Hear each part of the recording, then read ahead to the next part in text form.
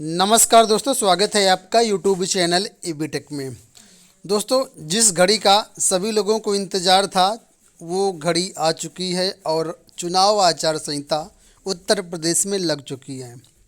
आप लोग जानते होंगे, समाचार पत्रों के माध्यम से, न्यूज़ के माध्यम से आपने सबने देखा होगा कि उत्तर प्रदेश में आज जो है चुनाव तारीखों की घोषणा की गई है। चुनाव आयोग ने प्रेस कॉन्फ्रेंस करके उत्तर प्रदेश सहित 5 राज्यों में चुनाव तारीखों की घोषणा कर दी है। उत्तर प्रदेश में 7 चरणों में चुनाव होने हैं और इसका जो पहला चरण है 10 फरवरी से शुरू हो रहा है और ये चलेगा 1 महीने तक, और लास्ट जो है वो आपका 10 मार्च को वोटों की गिनती होने के बाद ये सारी चीज़ें समाप्त होंगी। तो कुल मिलाकर के पूरा 1 महीना चुनाव में लोग व्यस्त रहेंगे, सरकार भी व्यस्त रहेगी और जो है जितने कर्मचारी हैं वो भी व्यस्त रहेंगे। अब यहाँ पर सबसे बड़ी समस्या अभ्यर्थियों के लिए, अभ्यर्थी कहाँ पर व्यस्त रहें, अभ्यर्थी क्या करें। आप लोग जानते हैं उत्तर प्रदेश में शिक्षक भर्तियों की हम बात करेंगे और शिक्षक भर्तियों के अंतर्गत देखा जाए तो सबसे बड़े पैमाने पर जो सबसे बड़ा मुद्दा रहा वो रहा प्राथमिक शिक्षक भर्ती का। काफ़ी समय से अभ्यर्थी मांग कर रहे थे कि उत्तर प्रदेश में 97,000 पदों पर शिक्षक भर्ती जो है जारी हो, और काफ़ी जद्दोजहद के बाद उत्तर प्रदेश सरकार ने 17,000 पदों पर भर्ती की घोषणा की। तो अब यहाँ पर प्रश्न ये उठता है, क्या चुनाव आचार संहिता जारी हो जाने से भर्तियाँ फंस गईं या फिर अभी भी भर्तियों के विज्ञापन आ सकते हैं? क्योंकि अभी तक देखा जाए तो चाहे वो टीजीटी पीजीटी की भर्ती हो या फिर एलटी ग्रेड की भर्ती हो या सुपर टेट की भर्ती हो या फिर जूनियर एडिट की वर्तमान में जो भर्ती चल रही वो, क्या अब ये जो नई भर्तियां आनी हैं उनके विज्ञापन आ पाएंगे या जो पुरानी भर्तियां चल रही हैं वो आगे प्रोसीड हो पाएंगी? इसी सब चीज़ों पर थोड़ा सा चर्चा करेंगे और क्या करना चाहिए छात्रों को, ये भी चीज़ें देखेंगे। तो दोस्तों, बात करेंगे सबसे पहले हम लोग टीजीटी पीजीटी की नई भर्ती को लेकर के। तो दोस्तों, टीजीटी पीजीटी की नई भर्ती को लेकर के समाचार पत्रों के माध्यम से आयोग में जो छात्र गए थे वहाँ पर जो वार्ता हुई, उन सब चीज़ों से एक बात स्पष्ट है, जैसा कि चयन बोर्ड ने बयान में अपने कहा है। कल भी सचिव साहब से वार्ता हुई थी टीजीटी पीजीटी भर्तियों को लेकर के, तो सचिव साहब ने कहा था कि चयन बोर्ड जो है एक संवैधानिक संस्था है और यहाँ पर हमें जो है किसी चुनाव आयोग से परमिशन लेने की ज़रूरत नहीं पड़ेगी, हम विज्ञापन जारी कर देंगे। और आज के समाचार पत्रों में भी ये बात आई हुई है, आप सबने देखा है। देखिए, आज का ही समाचार पत्र है आई नेक्स्ट जो प्रयागराज से प्रकाशित है। यहाँ पर लिखा है कि 15 जनवरी तक जारी हो सकता है टीजीटी पीजीटी का विज्ञापन।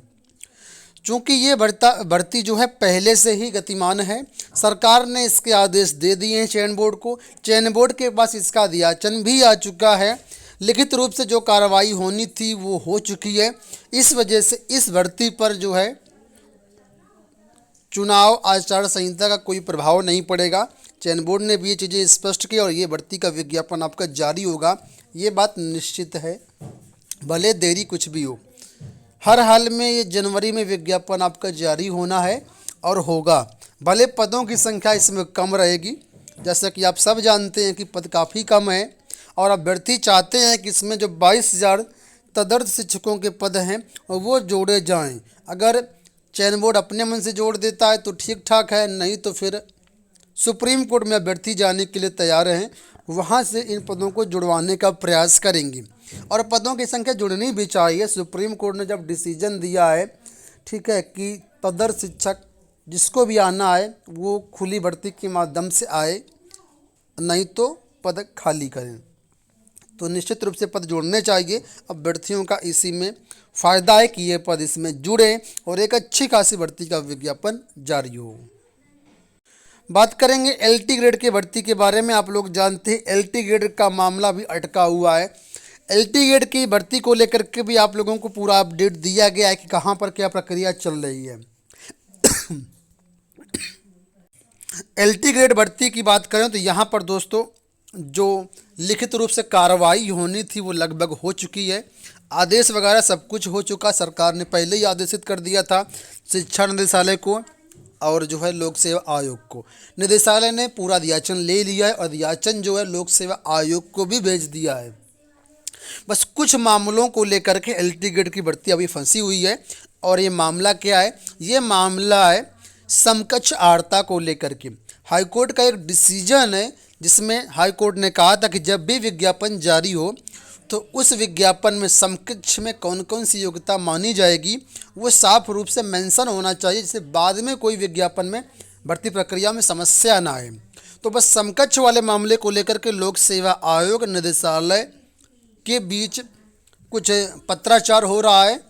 एक बार पत्राचार हुआ भी है लेकिन बात नहीं बनी और मामला फिर से दोबारा पत्राचार होने की तरफ है। और पत्राचार होने के बाद जैसे ही नियमावली के अकॉर्डिंग सारी चीज़ें हो जाएंगी, स्पष्ट चीज़ें आ जाएंगी, तो विज्ञापन आपका लोक सेवा आयोग को जारी कर देगा।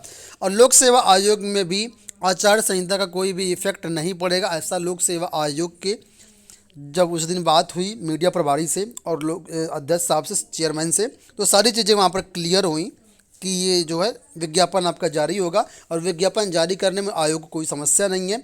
आचार संहिता का कोई भी इफेक्ट वहाँ पे नहीं पड़ेगा। प्राथमिक शिक्षक भर्ती की बात करें तो यहाँ पर भी आप सब लोग वाकिफ़ हैं कि प्राथमिक शिक्षक भर्ती के भी लगभग आदेश हो चुके हैं। 17,000 पदों पर जो अनाउंसमेंट किया गया है उसके लिए सभी कुछ क्लियर हो गया है। सरकार अपनी जो तैयारी है कर चुकी है। और समाचार पत्रों में यहाँ पर आप लोग देख भी सकते हैं कि प्राथमिक स्कूलों की 17,000 पदों की भर्ती का आदेश जल्द। ये 2 दिन पहले की न्यूज़ है, ठीक है। यहाँ पर देखिए दिया गया कि विधानसभा चुनाव की अधिसूचना जारी होने से पहले बेसिक शिक्षा विभाग 17,000 पदों की भर्ती का ऐलान करेगा। शासन इस संबंध में विस्तृत विज्ञापन जल्द जारी करने की तैयारी में जुटा हुआ है। परीक्षा नियंत्रण प्राधिकारी प्रयागराज को भी परीक्षा संस्था बनाया जा सकता है जो विज्ञापन घोषित करेगा। तो कुल मिलाकर 2 दिन का पहले का बात है यहाँ पर। हालांकि यहाँ पर यह कहा गया था कि चुनाव की घोषणा के पहले ही जो है शिक्षक भर्ती कार्यक्रम जारी होगा, लेकिन ऐसा नहीं हो पाया। लेकिन ये मान लीजिए कि लगभग भर्ती ये भी आनी तय, क्योंकि इसमें बाकी प्रक्रिया हो चुकी है। आचार संहिता के चक्कर में भर्ती भी नहीं फंसेगी, क्योंकि जो है पहले ही सरकार ने इसकी अनाउंसमेंट कर दी है। भले विज्ञापन नहीं आया है लेकिन अनाउंसमेंट सरकार द्वारा किया जा चुका है। तो मुझे लगता है कि इसमें भी कोई इफेक्ट नहीं पड़ेगा और ये भी विज्ञापन आएगा। हालांकि इसमें जो अभ्यर्थी हैं वो 97,000 शिक्षक भर्ती की मांग कर रही हैं, लेकिन बस पद बहुत कम है, 17,000 है। लेकिन फिर भी जो तैयारी करने वाले छात्र हैं वो ये मान करके चले कि हम टीजीटी पीजीटी की तैयारी कर रहे हैं। टीजीटी पीजीटी में जितने पद आते हैं उससे तो पद ज़्यादा ही हैं, वही मान करके चले। और अगर आप मेहनत करेंगे तो एक सीट तो आपको मिल ही जाएगी। लेकिन वाकई में अगर पद ज़्यादा होते तो ज़्यादा अभ्यर्थियों का भला होता। बात करेंगे जूनियर मामले को लेकर के। जूनियर एडेड शिक्षक भर्ती को भी अब काफ़ी अभ्यर्थी चिंतित हैं लेकर के। तो पीएनपी पर लगातार धरना प्रदर्शन चल रहे हैं जूनियर एडेड को लेकर के। मामला अभी सुलझ नहीं रहा है, मामला कहाँ फंसा हुआ है। पीएनपी कह रहा है कि हमने सूची भेज दी निदेशालय को और निदेशालय कह रहा है कि हमें पीएनपी से हार्ड कॉपी अभी तक मिली नहीं है। इस चक्कर में मामला फंसा हुआ है। और जो यहाँ पर रिजर्वेशन का मामला था वो तो पहले ही सॉर्ट आउट हो गया, उसको लेकर कोई भी दिक्कत नहीं है। और ये भी भर्ती प्रक्रिया शीघ्र ही शुरू होगी। इस पर भी मुझे लगता है कोई आचार संहिता का फ़र्क नहीं पड़ेगा, क्योंकि ये भर्ती पहले से ही गतिमान है। तो इसमें कोई फ़र्क मेरे हिसाब से नहीं होना चाहिए। जो अभ्यर्थियों की ज्वाइनिंग वगैरह हैं वो होंगी, आई थिंक, मेरे हिसाब से मुझे लगता है। आपको क्या लगता है? कमेंट बॉक्स में आप अपने विचार ज़रूर बताइएगा कि TGT PGT, LT grade, super TET, junior aided, इनमें से किस किस भर्तियों में कोई दिक्कत नहीं है, सब कुछ होगा। किसका विज्ञापन जल्दी आएगा, पहले आएगा, कौन सी भर्ती फंस सकती है? कमेंट बॉक्स में अपने विचार ज़रूर बता दीजिएगा। लेकिन सभ्य भाषा का प्रयोग करिएगा तो ज़्यादा अच्छा होगा। बाकी कुछ नेगेटिव चीज़ें लिखेंगे तो बहुत सारी चीज़ें यूट्यूब खुद ब्लॉक कर देता है। और बाकी आपकी इच्छा। इस वीडियो में इतना ही। धन्यवाद।